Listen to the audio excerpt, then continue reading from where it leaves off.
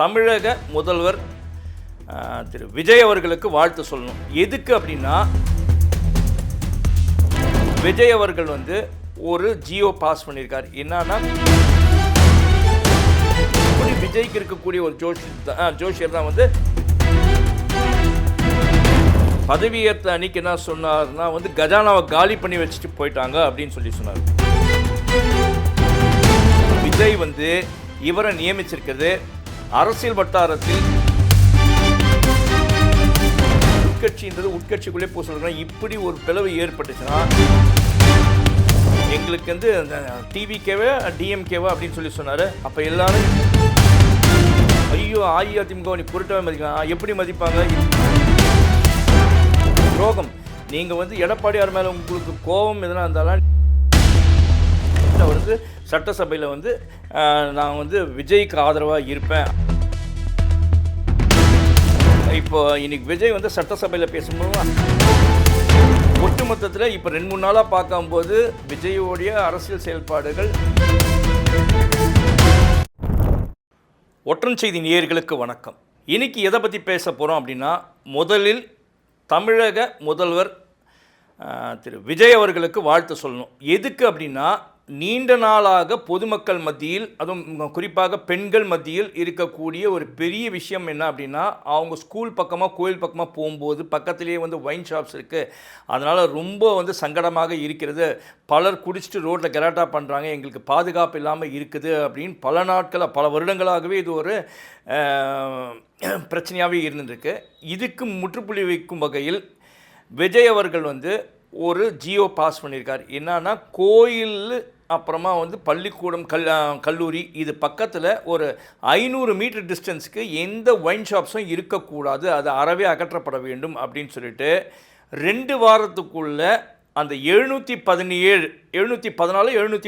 இருக்குது அந்த wine shops எல்லாமே டோட்டலாக ரிமூவ் பண்ணணும் 2 வீக்ஸ்க்குள்ளே அப்படின்னு இருக்கார். இது பொதுமக்கள் மத்தியிலும் பல அரசியல் தலைவர்கள் சமூக ஆர்வலர்கள் மத்தியில் இது பெரிய பேச்சாக போய் இது ஒரு வரவேற்கத்தக்க விஷயம் அப்படின்னு சொல்லிட்டு எல்லாருமே விஜய் அவர்களுக்கு பாராட்டு தெரிவிச்சிருக்காங்க. ரைட், ஓகே, இது ஒரு நல்ல விஷயம் அப்படின்னு சொல்லலாம்.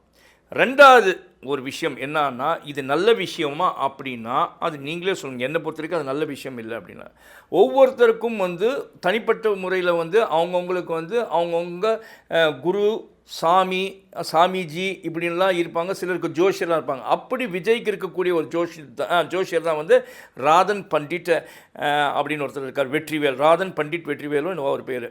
அவர் அப்படி ஒருத்தர் இருக்கார்.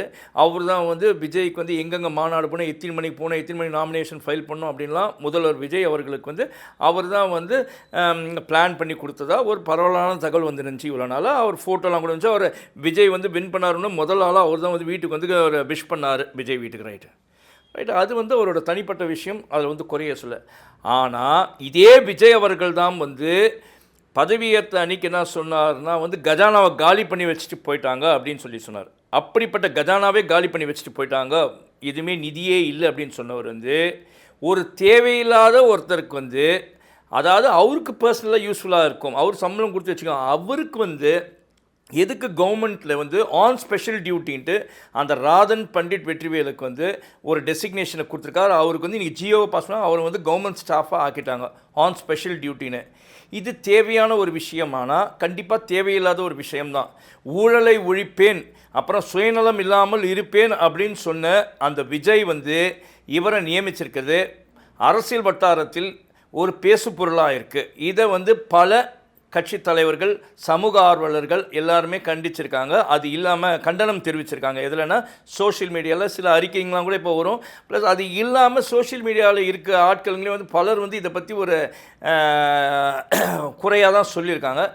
ஏன் விஜய் இப்படி ஒரு வார்த்தையை சொல்லிட்டு கட்சியில் அந்த ஒரு ஜோஷியருக்கு முக்கியத்துவம் கொடுக்க வேண்டிய அவசியம் என்ன அப்படின்னு தெரியல. ஏன்னா ஜெயலலிதா அம்மையார் ஜோஷியர்னா அவ்வளோ நம்பியிருந்தாருன்னு சொல்லுவாங்க. அந்த ஜெயலலிதா அம்மையாரே அவங்க ஆட்சியில் இருக்கும்போது எந்த ஒரு ஜோஷியரையும் ஒரு இந்த மாதிரி ஆன் ஸ்பெஷல் டியூட்டின்னு நியமிக்கல. ஆனால் இங்கே இவர் நியமிச்சிருக்கிறது தான் ஒரு பேசு பொருளாகவே இருக்குது அப்படின்னு சொல்ல வேண்டியதாக இருக்குது. ரைட், இது ரெண்டும் முடிஞ்சிச்சா.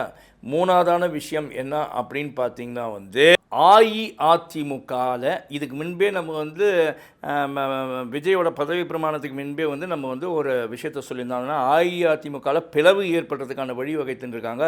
ஒன்று வந்து எடப்பாடியார் தலைமையில் இருக்கக்கூடியதும், இன்னொன்று பார்த்திங்கன்னா வந்து எஸ்பி வேலுமணி, சிவி சண்முகம், விஜயபாஸ்கர் இவங்க எல்லாம் சேர்ந்து ஒன்றா வந்து ஒரு அணியாக பிரிஞ்சு இருக்கலாம் அப்படின்னு ஒரு பிளான் பண்ணியிருக்காங்க அப்படின்றது தான் ஒரு தகவலாக முன்ன சொல்லியிருந்தோம். அது இன்றைக்கி உண்மையாயிடுச்சு. ஏன்னா இந்த நான் சொன்ன அந்த எஸ்பி வேலுமணி, அப்புறமா வந்து சிவி சண்முகம், விஜயபாஸ்கர் இவங்க 3 பேர் சேர்ந்து இருக்கிற 47 எம்எல்ஏல எங்ககிட்ட 30 எம்எல்ஏக்கள் எங்கள் கூட இருக்காங்க, நாங்கள் விஜய்க்கு சப்போர்ட் பண்ணோம் அப்படின்னு சொல்லிட்டு சபாநாயகர்கிட்ட ஒரு மனுவை கொடுத்துருக்காங்க.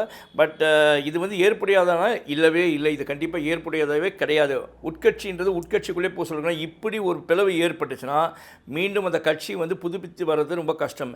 இவங்களே வந்து இப்போ ப்ரூவ் பண்ணிட்டாங்க. இந்த கேடுகட்ட வேலையை செஞ்சதுனால என்ன ஆயிடுச்சுன்னா இவங்களே ப்ரூவ் பண்ண மாதிரி இருந்துச்சு. விஜய் வந்து எங்களுக்கு வந்து டிவிகேவா டிஎம்கேவா அப்படின்னு சொல்லி சொன்னார். அப்போ எல்லாரும் இவங்கெல்லாம் கொம்பு தூக்குனாங்க. என்னன்னா, ஐயோ அஇஅதிமுக நீ பொருட்டாவே மதிக்கலாம். எப்படி மதிப்பாங்க? இந்த மாதிரி ஒரு கேடுகட்ட செயலை செய்கிறாங்க. இது ஒரு துரோகம். நீங்கள் வந்து எடப்பாடியார் மேலே உங்களுக்கு கோபம் எதனா இருந்தாலும் நீங்கள் உங்கள் கட்சிக்குள்ளே வந்து நீங்கள் வந்து எதுவாவது பேசி நீங்கள் ஒரு கூட்டம் போட்டு பொதுக்கூட்டம் போட்டு எடப்பாடியார் பிடிக்கலன்னா எடப்பாடியாரை தூக்கிட்டு வேறு யாருன்னா போட்டது பாருங்க. ஆனால் அந்த கட்சியை உடைத்து நாங்கள் தான் நீங்கள் தான் அப்படின்னு சொல்கிறது வந்து எந்த வகையிலும் ஏற்புடையதே இல்லை. நீங்களே வந்து கட்சியை வந்து ஒரு இடத்துல அடமான வைக்கக்கூட இல்லை. நீங்கள் டோட்டலாகவே கட்சியை வந்து அழிவு பாதைக்கு வந்து எடுத்துன்னு போயிட்டீங்க அப்படின்னு தான் சொல்லணும். இந்த விஷயத்தில் இப்போ உடனடியாக எடப்பாடியாரும் மற்றவர்களும் அந்த கட்சியில் இருக்க முக்கிய தலைவர்களும் எல்லாருமே ஒரு முடிவெடுத்து இதை என்ன பண்ணோம் அப்படின்னா, இந்த எம்எல்ஏக்கெல்லாம் பிரிஞ்சு போகாமல் எல்லாருமே ஒரே அஇஅதிமுகவில் தான் இருக்கிறதா ஒரு வழியை வகுத்து இந்த கட்சிக்குள்ளே ஒற்றுமை கொண்டாந்தாங்கன்னா இந்த 2029 நடக்கக்கூடிய பாராளுமன்ற தேர்தலையும் சரி, இல்லை 2028 வந்து இந்த தேர்தல் வரும், உள்ளாட்சி மன்ற தேர்தல், இதெல்லாம் இந்த அஇஅதிமுக இடம்பெறும். இல்லைனா இந்த எலெக்ஷனில் எப்படி வந்து இதெல்லாம் வந்து உட்கட்சியில் பூசினதால இந்த எலெக்ஷனே இப்படி காலியாச்சு. இன்னும் டோட்டலாக டேமேஜ் ஆகிடும். எங்கே இருந்தாலும் யார் தலைவர் அப்படின்னாங்களோ அந்த தலைவருக்கான அங்கீகாரத்தையும் மரியாதையும் கொடுத்தீங்கன்னா அந்த கட்சி நிலையாக இருக்கும். ரைட். அடுத்தது என்ன ஒரு துரோகம் அப்படின்னு பார்த்தீங்கன்னா, அது துரோகம் எப்படி என்னன்னே தெரியல. இதில் அமமுகவில் இருக்கக்கூடிய தினகரன் பண்ண கூத்தா, இல்லை அதில் வெற்றி பெற்ற ஒரே ஒரு எம்எல்ஏயான திரு காமராஜர் பண்ண கூத்தான் தெரியல. யார் என்ன பண்ணாங்க தெரியல. அன்றைக்கி வந்து அவரை கடத்தின்னு போனாங்க. எல்லாமே ஒரு நாடகமே இருந்துச்சு. அதை பதவியேற்புக்கு முன்னால் வரைக்கும் ஒரு பிரச்சனை ஓடி இருந்துச்சு.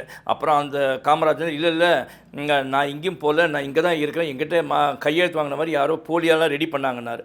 ஆனால் அந்த ஆள் வந்து இப்போ என்ன பண்ணாருன்னா, இன்னைக்கு போயிட்டு அமமுகலேருந்து அவருடைய கட்சியுடைய பொதுச் செயலாளரான திரு டிடிவி தினகரனோட பர்மிஷன் ஒப்புதல் இல்லாமல் நேராக போய்ட்டு அவர் வந்து சட்டசபையில் வந்து நான் வந்து விஜய்க்கு ஆதரவாக இருப்பேன் அப்படின்னு வந்து ஒரு ஸ்டேட்மெண்ட்டை கொடுத்துருக்காரு.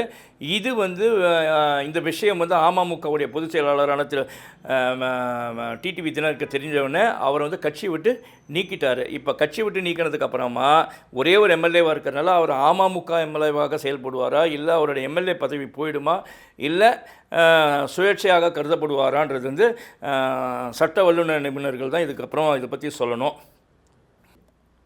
அப்புறம் இன்னும் ஒரு முக்கியமான விஷயம், வரவேற்கத்தக்க விஷயம் என்ன அப்படின்னு பார்த்தீங்கன்னா வந்து, இப்போ இன்றைக்கி விஜய் வந்து சட்டசபையில் பேசும்போது அனைத்து கட்சியுமே எல்லாருமே சமம் தான், இதில் சின்ன கட்சி பெரிய கட்சின்னு எதுவுமே கிடையாது, எல்லோருக்கும் முக்கியத்துவம் கொடுக்கப்படும், எல்லாருமே சமமானவர்கள் அப்படின்னு சொல்லியிருக்காரு. சொன்ன உடனே மக்கள் எல்லாமே கைத்தட்டியிருக்காங்க. அதாவது அவங்க கட்சி ஆட்கள் எல்லாருமே அந்த உறுப்பினர்கள் அங்கே இருக்காங்களே அவங்கெல்லாம் வந்து மேசையை தட்டியிருக்காங்க. உடனே விஜய் வந்து அப்படி கையை காமிச்சார். இப்படி சும்மா அப்படி தூக்கி அப்படின்னோடனே எல்லாருமே ஆஃப் ஆகிட்டாங்க.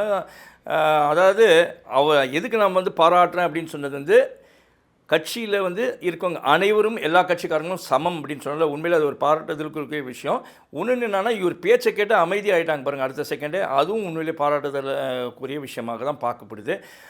ஒட்டுமொத்தத்தில் இப்போ 2-3 நாளாக பார்க்கும்போது விஜயோடைய அரசியல் செயல்பாடுகள் மக்கள் மத்தியில் நல்ல வரவேற்பை பெற்றிருக்கு. ஆனால் வந்து 1-2 பார்த்திங்கன்னா, இப்போ ஆரம்பத்திலே வந்து இந்த ராதன் பண்டிட் வெற்றிவேலை வந்து ஒரு ஆன் ஸ்பெஷல் டியூட்டின் கவர்மெண்ட் ஆஃப் தமிழ்நாடுல கொடுத்துருக்காங்க, ஓஎஸ்டியாக கொடுத்துருக்காங்க. அது வந்து ஏற்புடையதில்லை. அது பலர் மத்தியில் மக்கள் மத்தியிலையும் அரசியல் விமர்சகர்கள் மத்தியிலையும் வந்து இது வந்து ஒரு சர்ச்சைக்குரிய விஷயமா இருக்குது. இதை வந்து நீங்கள் ரிவோக் பண்ணிடுறது திரும்பி பெறுவது நல்லது. ஏன்னா வந்து அது நீங்கள் அவர் வேணும்னா அவர் உங்கள் பாக்கெட்டில் சம்பளம் கொடுத்து வச்சுக்கோங்க, அது ஒன்றும் யாருமே கேட்க மாட்டாங்க. பட் ஆனால் சட்டசபைக்குள்ளே வந்து ஒரு கவர்மெண்ட்குள்ளே வந்து அவர் வச்சிருக்கிறது வந்து ஒரு ஏற்புடையதான விஷயமான கிடையாது. உண்மையிலேயே நீங்கள் பாதிக்கப்பட்ட யார் எவ்வளோ பேர் இருக்காங்க, நிறைய பேர், அவங்களே யாருக்கும் பரிதாபப்பட்டு நீங்கள் எதனா வேலையை கொடுத்தீங்கன்னா கூட அது ஏற்புடையதாக இருக்கும் அப்படின்னு சொல்லிட்டு உங்களிடமிருந்து விடைபெறுவது உங்களுடைய ஒற்றந்துரை. நன்றி, வணக்கம்.